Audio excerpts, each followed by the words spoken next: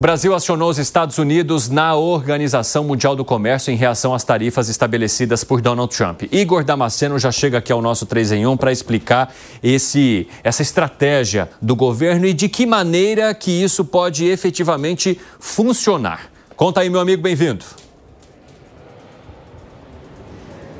Oi, Evandro, boa tarde a você, uma boa tarde especial para todos que nos acompanham aqui no nosso 3 em 1.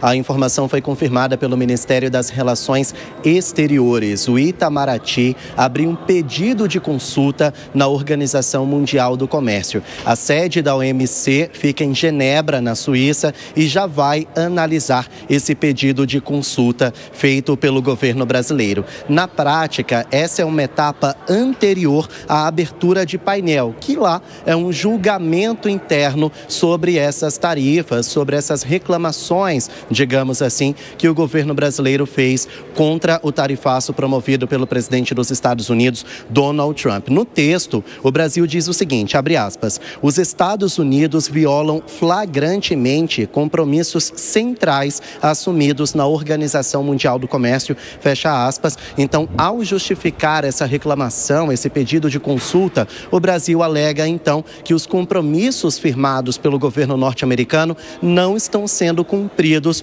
por Donald Trump. Ou seja, que compromisso é esse? Que a nação mais rica não utilize o poder e a influência que tem para afetar a nação mais pobre. É um compromisso que os membros da Organização Mundial do Comércio fazem e que, segundo o governo brasileiro, não está sendo cumprido por Donald Trump. Apesar disso, o Brasil disse também que está aberto ao diálogo e espera que essa consulta possa mediar possíveis negociações ou para o fim do tarifaço ou menos para a redução das alíquotas de 50% que passam a vigorar a partir de hoje. Agora, esse pedido de consulta feito pelo governo brasileiro, Evandro, é um longo processo que vai tramitar na OMC e não há garantia de sucesso. Agora, os especialistas também alertam que nos últimos anos a OMC ela perdeu um tanto de prestígio, um tanto de poder, mas mesmo assim é uma arma utilizada pelo governo federal para tentar negociar essas tarifas que vigoram a partir de hoje. O mecanismo da OMC tem o objetivo de assegurar que os países cumpram os acordos, esses que eu acabei de citar, e que as medidas consideradas incompatíveis possam ser de fato contestadas e assim abrir um rol de negociações com Donald Trump. Ou seja, um passo importante dado pelo Brasil. Até ontem era uma informação de bastidor, era o que se ventilava aqui no Palácio do Planalto, mas hoje o Itamaraty já confirmou que acionou a Organização Mundial do Comércio contra as tarifas de Trump. Evandro. Obrigado pelas informações, Igor Damasceno. Um abraço para você. Conversamos mais ao longo do nosso 3 em 1. Já quero saber de você, Zé Maria Trindade, que está conectado conosco em Brasília, se essa atitude pode trazer o resultado esperado. Boa tarde. É um gesto político, né? Muito boa tarde, Cine. Boa tarde a todos os colegas aqui de bancada. E boa tarde a você que nos acompanha nesse programa que é uma conversa boa, importante. Olha, o Brasil já fez isso. Foi a OMC exatamente contra os Estados Unidos. Foi o caso do milho. O Brasil considerou que o milho estava sendo subsidiado nos Estados Unidos e concorrendo com o nosso milho aqui. E ganhou o direito de retaliar os Estados Unidos. E sabe o que aconteceu? Nada. O Brasil decidiu, mesmo com a decisão da OMC, não retaliar os Estados Unidos, que seria pior, né? Então é a mesma coisa, mas trata-se de um debate político, quando fala na Organização Mundial, se dá essa importância, e principalmente de que não está tendo uma grande repercussão nacional esse tarifaço que o Donald Trump está fazendo sobre o Brasil e que veio ali uma reação tímida, eu considero, da China, que é o nosso principal parceiro comercial, né? Não foi exatamente uma declaração do Xi Jinping, mas de um assessor dele. Acredito que, é claro, com a bandeira verde dele, sem autorização do Xi Jinping, não acontece absolutamente nada na China, né? Acredito que nem chove por lá se o Xi Jinping decidir não chover. Então, assim, não vale nada. Politicamente é um gesto dizendo, olha, eu ainda estou aqui, alguma coisa desse tipo. Mesmo se ganhar, a OMC vai dizer, Brasil, vocês têm razão, pode retaliar os Estados Unidos, Aí não precisaria ir nas organizações mundiais. E mais, a OMC está, assim, nesse rol de organizações desmoralizadas que perderam a importância, né? Ainda tem um gesto político, mas perdeu a importância e não tem como a OMC punir os Estados Unidos. Eu, Cine, estou considerando essas organizações como cabidões de emprego. O melhor delas é ser diretor delas mesmas.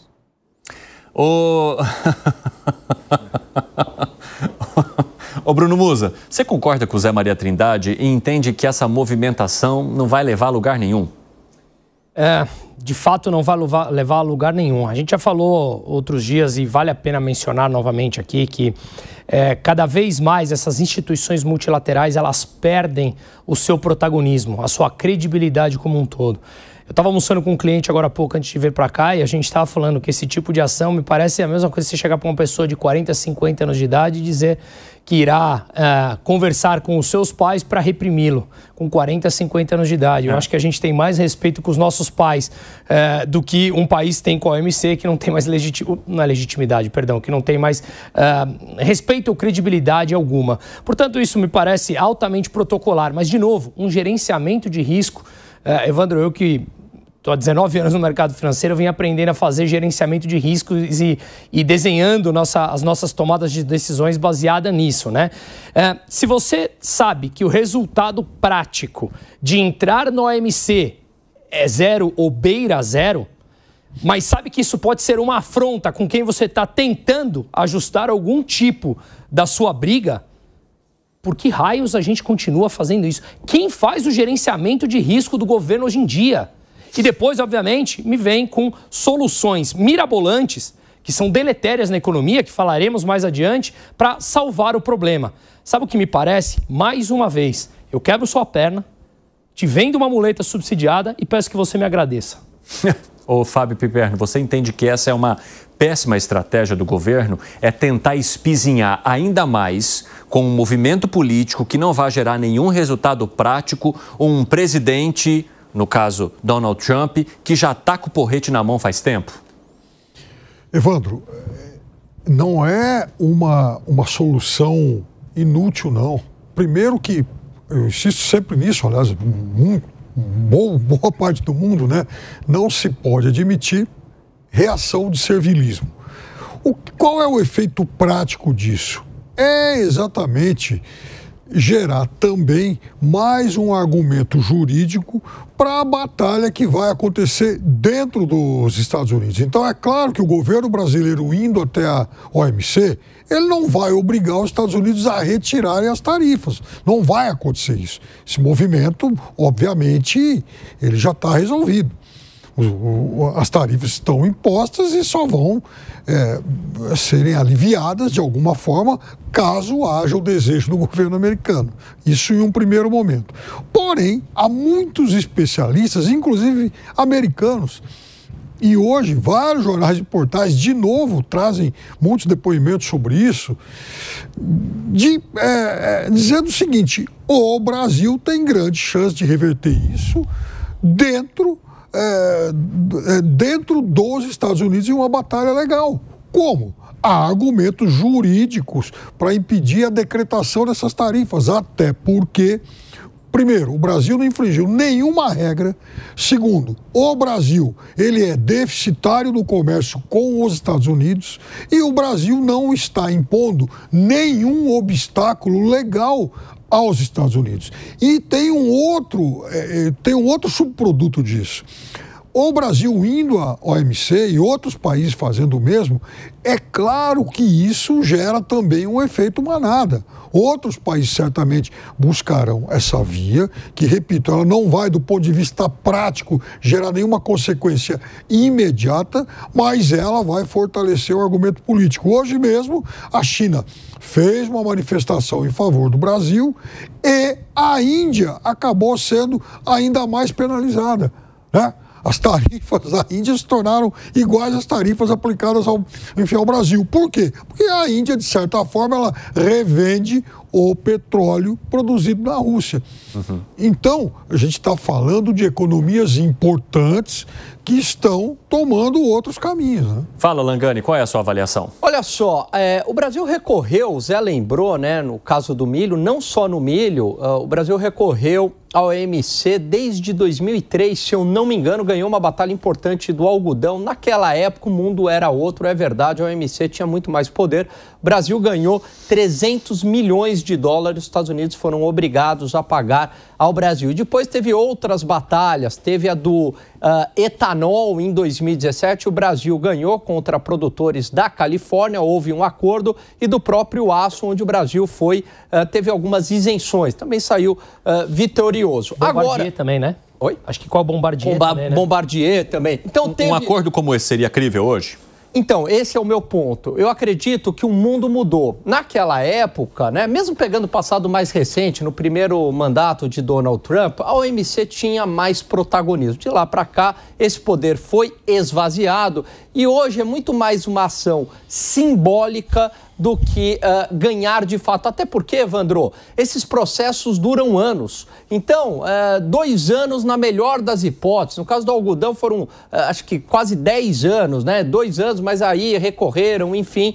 Então, é muito mais uma ação simbólica. O Brasil, a esperança do Brasil é que os lobbies dentro dos Estados Unidos, de grupos importadores, de indústrias que dependem de insumos brasileiros, façam algum tipo de pressão no governo norte-americano, como ocorreu com as isenções, e aí o Trump acabe repensando a sua estratégia, ou alguma sinalização aqui do Brasil de um alinhamento geopolítico maior em relação aos Estados Unidos, sem romper com a China, claro que também é uma grande parceira comercial. Agora, Bruno Musa, você criticou muito essa postura do governo de buscar fazer um movimento político numa organização que não vai trazer fim prático nenhum, diante de tudo que vocês já explicaram aqui, de que lá atrás ela poderia até funcionar para esses acordos, hoje tem uma credibilidade ou um poder de manipulação muito pequeno das nações que recorrem a ela. Então, no teu ponto de vista, o que o Brasil deveria fazer? Aonde o Brasil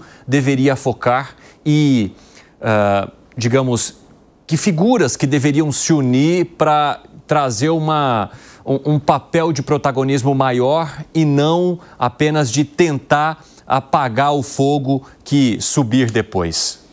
Olha, Evandro, ótima pergunta. No meu entender, o primeiro ponto é: as pessoas que estão lá dando a cara em nome do Brasil deveriam, primeiro de tudo, sentar em volta de uma mesa e ler todos os documentos e ler as cartas que Donald Trump vem anunciando.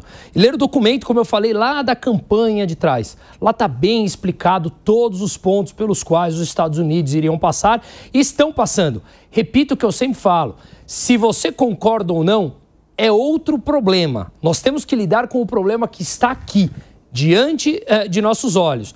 Portanto, o problema é esse, vamos ser pragmáticos com tudo isso. Temos que parar com as nossas afrontas ao governo americano. Os Estados Unidos têm uma dívida de 37 trilhões de dólares. Enquanto os Estados Unidos têm a moeda hegemônica mundial, a demanda pela moeda ela é mundial, você pode continuar emitindo essa dívida até um certo nível, eu já acho que ultrapassou em muito, mas você tem uma certa, digamos, segurança. No momento que o dólar vá perdendo essa hegemonia, se isso vier a acontecer ou em algum momento, aí sim a dívida dos Estados Unidos fica muito crítica e o Trump sabe disso.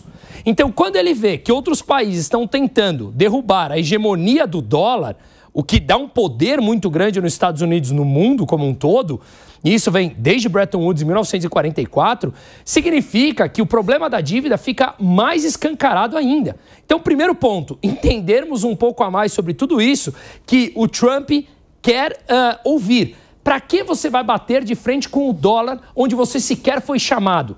A China, por exemplo, vem batendo contra o dólar quietinha. Há 3 anos ela vem comprando ouro físico para o seu estoque de reservas internacionais. Ela vem vendendo o título público americano, ou seja, diminuindo as suas reservas em dólar. Quem sabe disso? Eu sei porque é a minha parte econômica, que eu lido disso com investimentos, com os meus clientes e tudo mais. Agora, no dia a dia, isso não é noticiado, porque é algo extremamente técnico. Então faça com estratégia. Tá simples de resolver esse problema. pare de bater naquilo que é exatamente o que Donald Trump não quer. Se quer fazer, faça com estratégia. O que nós estamos fazendo, de novo, é uma criança estabanada batendo, tentando bater em alguém muito mais forte.